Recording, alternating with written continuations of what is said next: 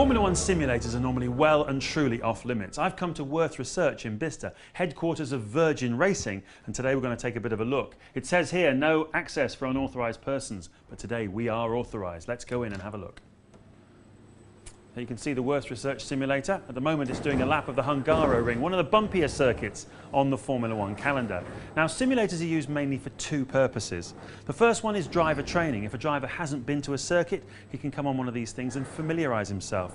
Places like Korea, for example, a circuit none of the Formula One drivers have been around, and both of the Virgin Racing drivers will come here and do at least 2 whole Grand Prix distances before they even get off the plane in Seoul. But increasingly Formula One teams are using simulators to simulate new technology on the cars. If they have an aerodynamic update or a new suspension update, they can try it out on this amazing machine, and they're so sensitive that the drivers can feel the difference. It means they can get very, very close to the setup they're going to need at the racetrack before they even get there.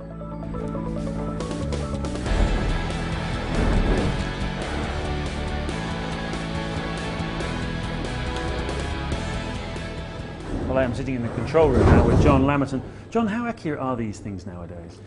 They're very accurate now, especially when we're working closely with a customer like Virgin Racing, where they give us lots of information on the cars, so we can really set up the car in the virtual world very accurately, and that means that the drivers can come in, they can feel small setup changes to if you're changing like a wing setting or a spring setting, they can feel the difference and say where to progress from there. We like to make their time in here as close as possible to the racetrack.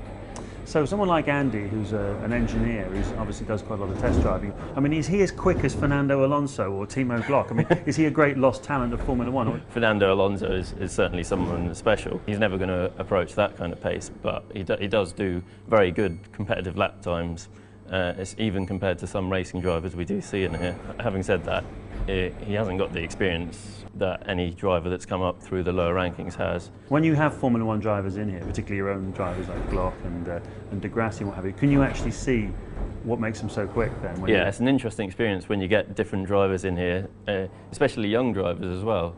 When you can see straight away the ones that are going to make it.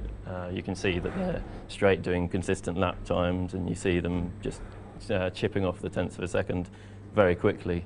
Especially when you see the F1 drivers come in, they're often straight on the pace. Although not all, but the majority are on the pace very quickly. Fantastic. Thanks for your time. Okay.